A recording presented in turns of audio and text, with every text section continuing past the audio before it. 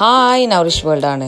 ഇന്ന് കൂർഗ് പോയപ്പോൾ വാങ്ങിച്ച കുറച്ച് ഐറ്റംസ് ആണ് കേട്ടോ. ഇതാണ് തെൻസിൻ ടിബറ്റൻകാരുടെ ഒരു പ്രത്യേക ടൈപ്പുള്ള സോസാണ് കേട്ടോ.